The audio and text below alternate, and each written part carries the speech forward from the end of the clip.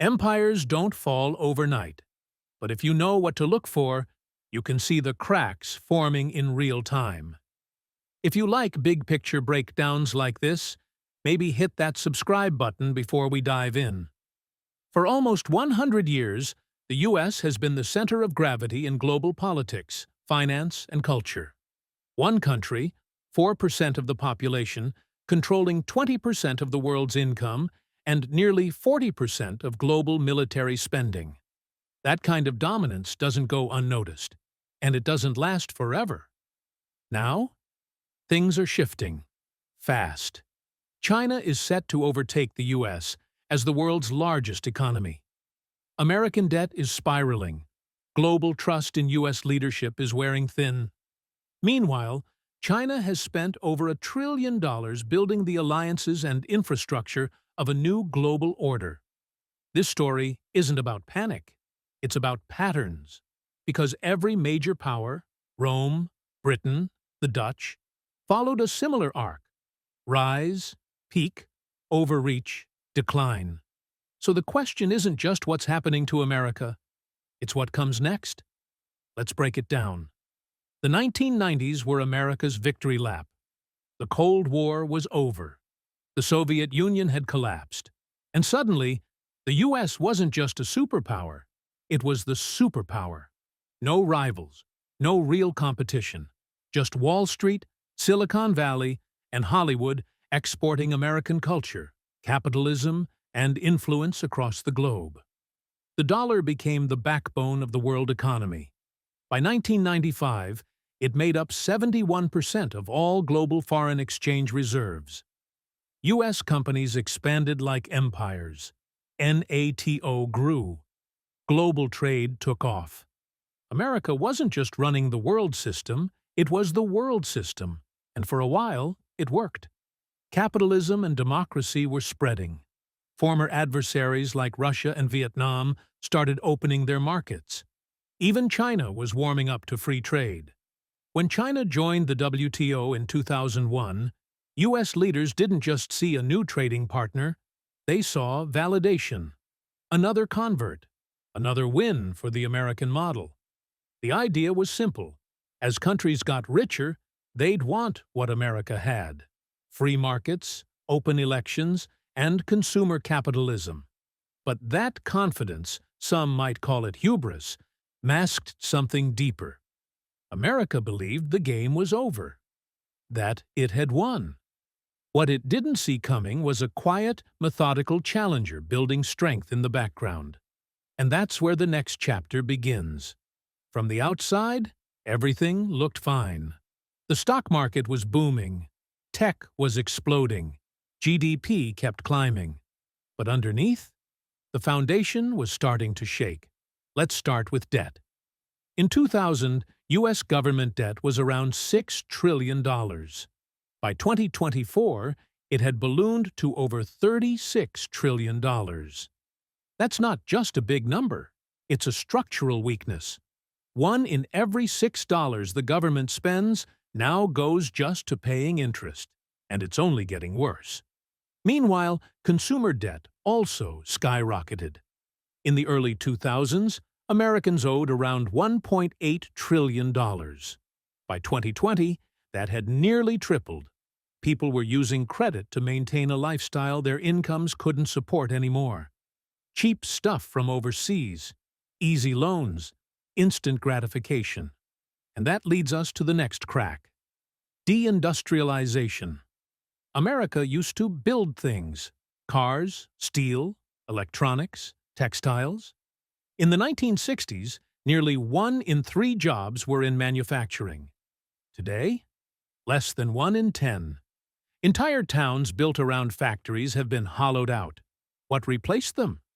Low-wage service jobs and a booming financial sector that helped the top get richer, but didn't do much for the rest. That's the third crack: inequality. Since the 1970s, wages for the bottom 50% have barely moved, while the top 1% now control over 30% of all wealth in the country. So, yes, the economy has grown, but the gains haven't been shared. For millions, the so-called American dream became just that, a dream. Add to that rising housing costs, student debt, and stagnating real wages, and you get a generation that feels like the system isn't just broken, it's rigged. All of this didn't happen overnight. It was a slow bleed. But the signs were there. And while America was looking inward, consumed by culture wars, economic anxiety, and political gridlock, another superpower was watching and building. While the U.S. was celebrating the end of history, China was quietly rewriting the next chapter. In the early 1990s, China didn't look like much of a threat. It was still a mostly rural, low-income country trying to find its footing after decades of political turmoil. But behind the scenes, the strategy was already in motion. And it was simple. Grow fast, manufacture everything, and don't stop. From 1990 to 2020, China's economy grew at an average of 9% per year. That's not just good, it's unprecedented. It lifted hundreds of millions of people out of poverty and turned China into the world's factory. Laptops, smartphones, sneakers, toys. If it's in your house, odds are it came from China. By 2020, Chinese manufacturing output hit $5 trillion, up from just $100 billion 3 decades earlier. A Utvenks jump. But here's the real power move. China didn't just use its wealth to grow domestically. It started rebuilding the world, literally. Enter the Belt and Road Initiative. Launched in 2013, this project is massive. Over $1.3 trillion spent building roads, ports, railways, and power plants in more than 150 countries. It's not charity, it's strategy. Infrastructure in return for influence, access, leverage. And while the U.S. was busy fighting wars and cutting foreign aid, China was showing up with blueprints, funding, and bulldozers, especially in Africa, Southeast Asia, and even parts of Europe. At home, China kept investing in long-term infrastructure, high-speed rail, green energy, semiconductor fabs. And while Americans were borrowing to consume, Chinese households were saving. By the end of 2023, their total savings hit $19.1 trillion. That's about $57,000 per person. In short, while America was sprinting through the present, China was planning for the future. And now, that future is starting to take shape. This isn't just a race between two economies. It's a battle between two worldviews. On one side, the U.S. champion of democracy, free markets, and interventionism. For decades, American foreign policy followed a familiar script, spread its values, often by force, and reshape the world in its own image. On the other, China, authoritarian, centrally controlled but hyper-pragmatic. Less interested in preaching, more focused on building. Roads, ports, power plants, not talking points. The contrast couldn't be sharper. Since the early 2000s, the U.S. has gotten tangled in over 70 foreign conflicts, from Iraq to Afghanistan, Syria to Libya. Trillions spent, thousands of lives lost, and in the end, not much to show for it. Failed states, worn-out allies, war fatigue at home. China, meanwhile, took a different route. Instead of soldiers, it sent engineers. Instead of democracy missions, it offered development deals. Its message to the world was simple. We don't care how you govern. Let's do business. And surprisingly, it's working. In 2023, China's approval rating in Africa edged ahead of the U.S. for the first time in history. From Southeast Asia to Eastern Europe, countries are lining up for investment, not ideology. To be clear, China isn't doing this out of kindness. It's about leverage. These partnerships lock in influence for decades. Ports financed by China. Power grids maintained by China. Debt owed to China. But here's the key difference. While the US tries to remake countries, China is content to work with them as they are. What we're witnessing isn't just a shift in power. It's a clash between missionary foreign policy and mercantile strategy. One that raises a serious question. In a multipolar world, does flexibility beat force? Because if the last decade is any indication, China isn't just rising. It's starting to win. Empires don't collapse all at once. They erode, quietly, slowly, then suddenly. And history has a pattern: rising debt, political dysfunction, overreach, a widening gap between rich and poor. Sound familiar? The Dutch Empire in the 1600s? The British Empire in the 1800s? Even Rome, centuries before. Each followed the same script. And now, it's hard not to notice the parallels in the US. Let's start with the most obvious: the debt explosion. Washington has been running up the tab for decades. Today, U.S. government debt sits at $36 trillion, and it's projected to hit $54 trillion by 2034. That's roughly $150,000 owed per citizen. Even worse, the interest payments alone are eating the budget alive. Just a 1% rise in interest rates costs the government an extra $300 billion per year. That's money not going to infrastructure, education, or healthcare, just to stay afloat. Then there's the tariff gamble.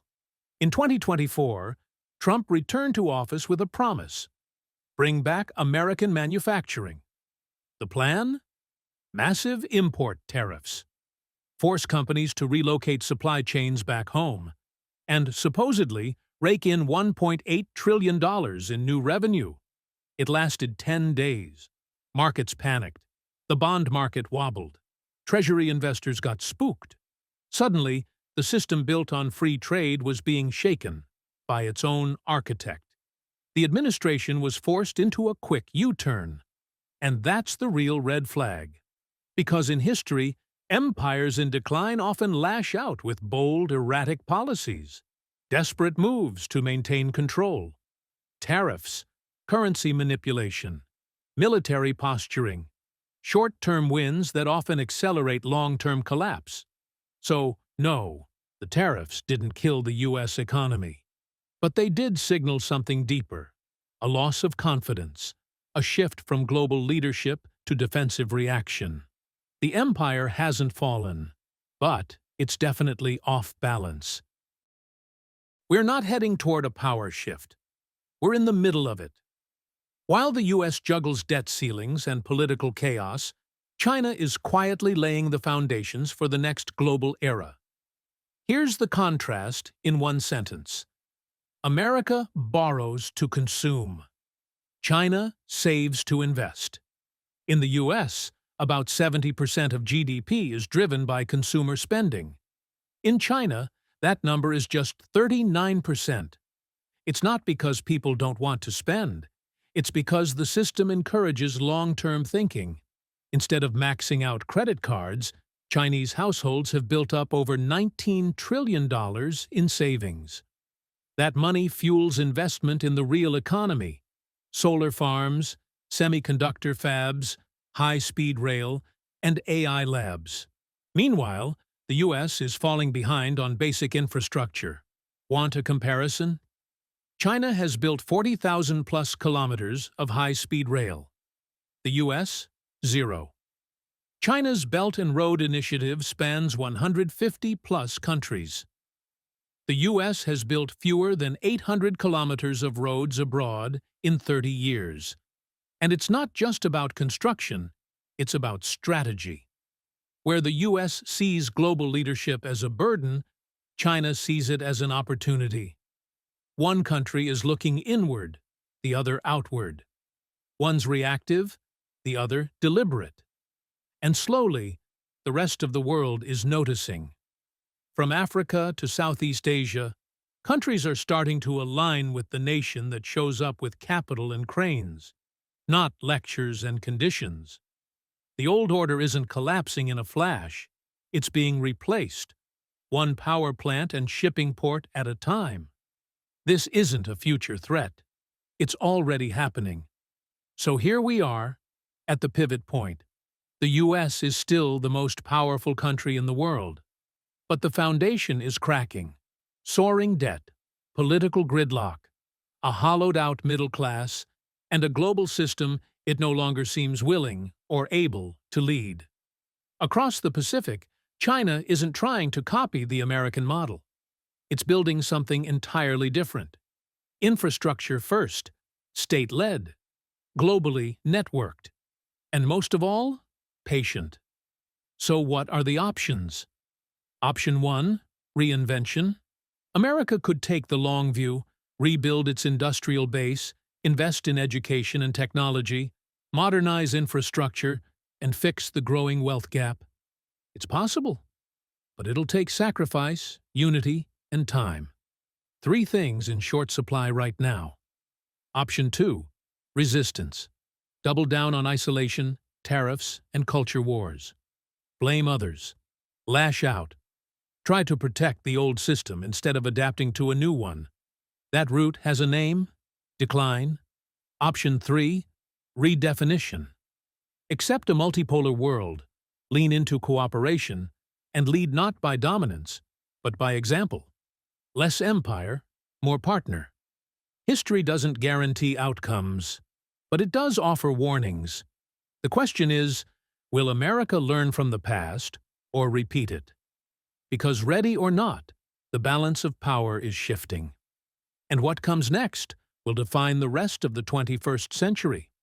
Empires don't disappear in a single moment. They fade until one day the world just moves on. The US is not finished. But the illusion of unshakable dominance? That's gone. Right now, America faces a choice: double down on nostalgia, or rise to meet a very different future. One that requires reinvention, not just rhetoric. Leadership, not just legacy. Meanwhile, China is playing the long game and winning ground one investment, one alliance, one decision at a time. This isn't just about economics or politics. It's about who shapes the future. And the future doesn't wait. So, is this the end of the American era? Or just the beginning of its transformation? Because history doesn't just repeat itself, it rhymes, and the next verse is being written right now. If you want to understand how rising powers reshape the world, how nations fall, and how new ones rise, this is just the start. Subscribe for more deep dives like this, because the story isn't over. Not even close.